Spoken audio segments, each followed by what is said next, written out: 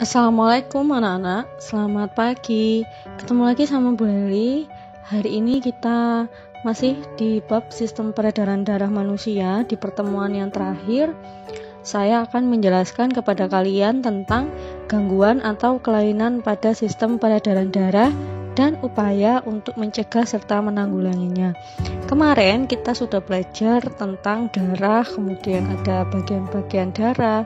Kemudian di pertemuan yang kemarin ini baru saja, yaitu kita sudah belajar tentang jantung dan pembuluh darah serta bagaimana sistem peredaran darah pada manusia. Nah, di pertemuan yang kali ini, yang terakhir ini, saya harap kalian lebih memahami tentang bab ini, karena untuk pertemuan selanjutnya kita sudah melakukan penilaian harian. Nah, untuk indikator dan tujuan pembelajaran hari ini bisa kalian baca ya. Sebelum kalian masuk ke pembelajaran nanti, saya harap kalian sudah menyiapkan alat tulis kalian, dan saya harapkan juga kalian akan mencatat hal-hal penting yang saya jelaskan di materi kali ini. Nanti untuk tugas kalian setelah materi ini akan saya jelaskan di akhir video pembelajaran ini. Oke, sebelum kita mulai pembelajarannya, bisa kalian untuk berdoa terlebih dahulu sesuai dengan kepercayaan dan agama kalian masing-masing. Oke, berdoa dimulai.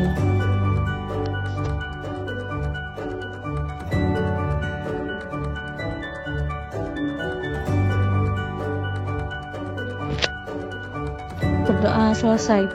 Sudah siap ya untuk menerima pembelajaran hari ini? Oke, kalau gitu sambil saya menjelaskan, sambil kalian membuka buku paket IPA kalian, dan kalian tambahkan hal-hal pentingnya di buku catatan IPA kalian. Sebelumnya saya mau tanya, pernahkah kalian mendengar seseorang yang terkena serangan jantung atau stroke? Atau mungkin ada keluarga kalian yang sedang mengalami stroke atau pernah ada kejadian terkena serangan jantung.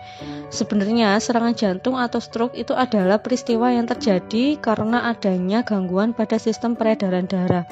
Nah, untuk memahaminya, perhatikan penjelasan berikut ini ya.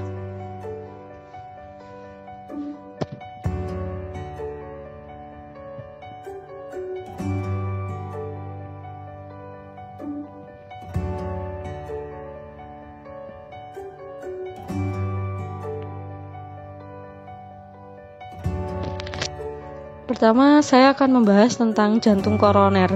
Kalian tentu sudah tidak asing dengan yang namanya jantung koroner. Jadi penyakit ini merupakan salah satu penyebab utama terjadinya kematian, baik di negara maju maupun di negara berkembang.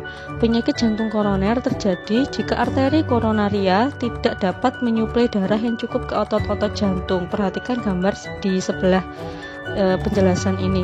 Arteri koronaria merupakan pembuluh darah yang menyuplai nutrisi dan oksigen ke otot-otot jantung. Kondisi ini dapat terjadi karena arteri ini tersumbat oleh lemak dan kolesterol. Gejalanya dada terasa sakit pada bagian lengan dan punggung.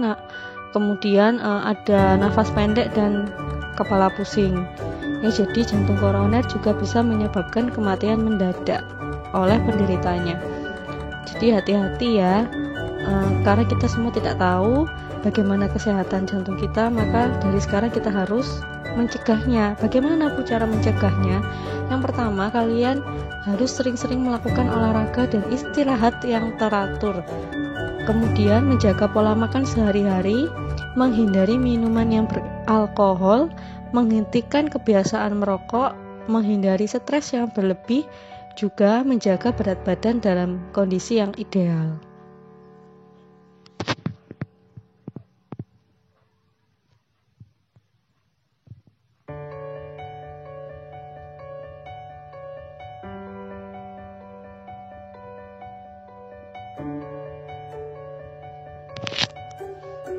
Nah, mungkin ada keluarga kalian yang sedang mengalami stroke. Nah, di sini stroke ya, saya akan menjelaskan, merupakan suatu penyakit yang terjadi karena kematian pada jaringan di otak yang disebabkan karena kurangnya asupan oksigen di otak. Hal ini terjadi karena pembuluh darah pada otak tersumbat oleh lemak atau kolesterol, ataupun salah satu pembuluh darah di otak pecah. Nah, di sini Bu Leli juga sudah menampilkan gambarnya. Jadi stroke itu karena tersumbatnya pembuluh darah oleh lemak atau kolesterol. Jadi sangat bahaya sekali ya kolesterol, lemak. Sebenarnya dari mana sih asalnya kolesterol kemudian dari lemak itu?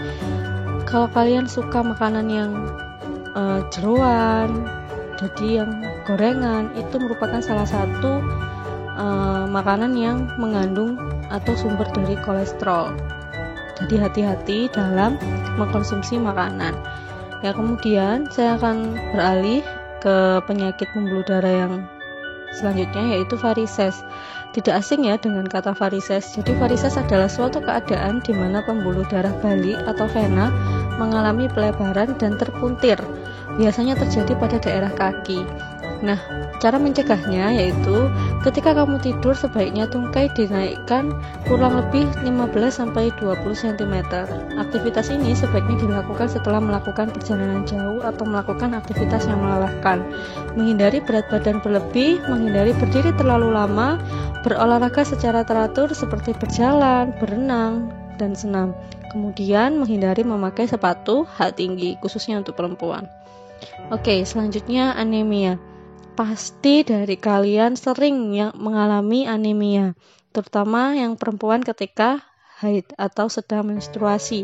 Jadi anemia itu merupakan gangguan yang disebabkan karena kekurangan hemoglobin atau kekurangan sel darah merah. Apabila kadar hemoglobin dalam darah rendah dapat mengakibatkan tubuh kekurangan oksigen, sehingga tubuh akan terasa lesu, kepala pusing, dan muka pucat. Anemia terjadi akibat terganggunya produksi eritrosit atau sel darah merah. Kondisi ini terjadi karena tubuh kekurangan zat besi. Anemia juga dapat disebabkan karena terjadinya pendarahan yang hebat. Nah, cara mencegahnya bagaimana? Mengkonsumsi makanan yang mengandung zat besi, contohnya bayam. Mengkonsumsi makanan yang bergizi. Jika diperlukan, mengkonsumsi suplemen zat besi atau suplemen tambah darah. Oke. Ini saya masuk yang selanjutnya, yaitu ada yang namanya hipertensi dan ada yang namanya hipotensi. Jadi kalau hipertensi itu disebut juga tekanan darah tinggi, terjadi jika tekanan darah manusia itu di atas 120/80 mm Hg. Jadi normal, tekanan darah manusia normal adalah 120/80 mm Hg. Gejala penderita hipertensi adalah sakit kepala, kelelahan, pusing, pendarahan dari hidung, mual dan muntah, atau juga ada sesak nafas. Hipertensi ini dapat disebabkan karena arteriosklerosis atau pengerasan pembuluh darah. Bisa juga karena obesitas, kurang olahraga, stres, dan mengkonsumsi minuman yang beralkohol atau makan yang banyak mengandung garam, lemak, dan kolesterol. Cara mencegahnya adalah dengan menjaga berat badan yang ideal, menghindari minuman yang beralkohol dan makanan yang berlemak, serta berolahraga yang cukup ya. Kalau hipotensi itu tadi bisa kalian back di video saya. Kalau hipotensi itu kebalikan dari hipertensi. Nah, nanti untuk penjelasannya bisa kalian baca sendiri ya. Mohon maaf ini videonya terlalu cepat. Oke, terima kasih sudah menyimak pembelajaran hari ini. Jika ada pertanyaan, silakan kalian bisa menghubungi guru mapel IPA kalian. Semoga apa yang saya sampaikan dapat bermanfaat ya bagi kalian. Oke, terima kasih. Wassalamualaikum warahmatullahi wabarakatuh. Oh ya, untuk tugasnya saya akan jelaskan di WhatsApp grup kita ya.